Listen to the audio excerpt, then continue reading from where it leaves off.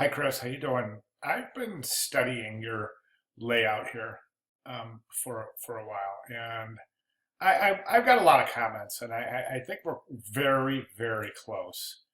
Um, but there's some things here that I listen, Chris. You're stuck on you're stuck on this, and I don't. Let's get rid of it completely. Let's just get rid of it. You've got a powerful image right here. I mean that bike is really it's actually it's a very cool looking bike, and I think that is enough to really draw attention to somebody looking at the article, going, "Well, that's different. That's kind of different."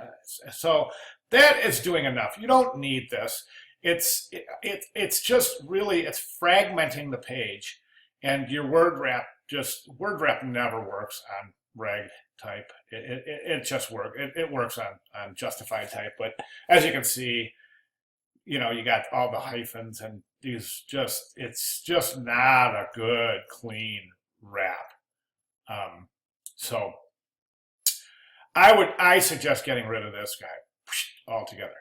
I would also say let's get some alignment going on. Instead of aligning to the top here, let's try to align somewhere here. Leave a little white space up here for the viewer to kind of gather their thoughts as they go from here. Actually, this is what it would be drawing. It would draw in here, go like this, then go up here and say fixed gear bicycles and what makes them so unique. Okay, I'm in. So instead of just jumping from here all the way up to here, let's bring this down. Just leave this complete white space. Bring this down. Maybe align it with the top of bicycles and start it there. Or, and just see how much this is going to open up this page.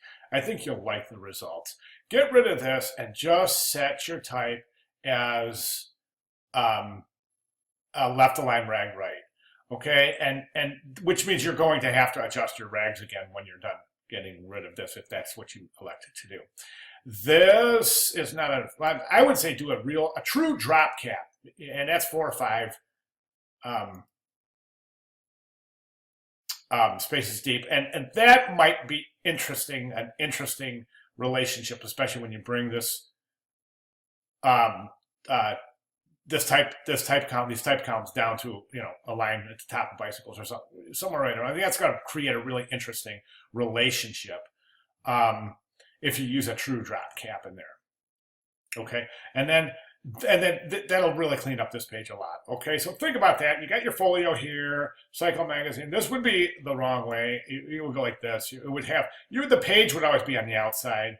Then you would have Cycling Magazine issue, and then it would be different on the other side. You don't ever want to give any kind of credits or anything like that on your work. You can credit all you want outside the work, but this wouldn't be considered proper formatting for a presentation in a project. So what you would do over here is just you would mirror image that. So on this side, you would have the page number on the outside, then Cycling Magazine, and then issue, whereas you have issue on the inside, Cycling Magazine page on the outside. Okay, now let's jump over to this, Chris. It's not working. It's just not working at all. At all. You're a good designer, and this is not showing good design. You got a lot of problems here. This type right here has been stretched. You can clearly see that's what the R is supposed to look like. So that type has been stretched to try to fit that area. You've got 1, 2, 3. Well, it's not that you have too many typefaces, but you do have quite a bit. You do have too many typefaces. I'm looking at 4. And there's just too much going on. There's no hierarchy whatsoever. So, and then as we look at the back page is, let me see, you go, yes, okay. So we still have, what would the front of this look like when these were folded in? Okay, you still need that, and this would be the back, I'm guessing, right? So this won't work because this is typography and layout. All you've done here is placed an image and put some logos. So do you see what I'm saying? You know what? You know how I love examples, right? Well, let's just do it, man. Let's go and look at, I have them up so my history we'll find this immediately. So just this one, we need to take 1 second. There it is, Gatefold Brochure Design Examples. I may have even already showed you this before, but let's take a look at how they're how you would compose a gatefold. See how that fits together to have this wonderful headline. Okay, and then these are the two center panels. These fold in like that. Okay, and then that would be what the back looks like.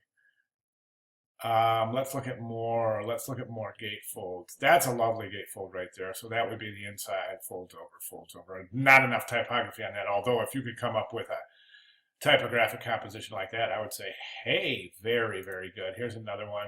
So as you can see how they fold together. See, I don't want you to do that. I want to stay away from this kind of list because it's just not good typographic practice. I mean, practice for you to practice. You know what I'm saying? I would rather you get an informational brochure going. Where did my list go? Look at this one. I wish this one opened up a little more, but look at that beautiful cover, and you can see the type on the inside. And that's not a gatefold. Trying to find, I remember this one. This is a good one too. Look at, so you can see how they fold together, meet in the front like French doors open like that. Then you have this wonderful designed side panel, this wonderfully designed side panel.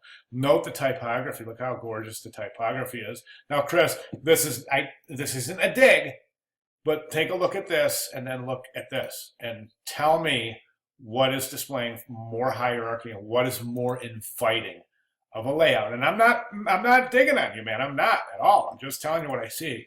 So I'd like to see this whole thing redesigned if you agree with what I say. If not, then, you know, it's your work, so you make your own decisions. You know, I don't like to be too much of an art director, but I like to tell you how it is. So, good job. If you have any questions or comments, you know I'm right here, so feel free to holler. All right, thanks, man.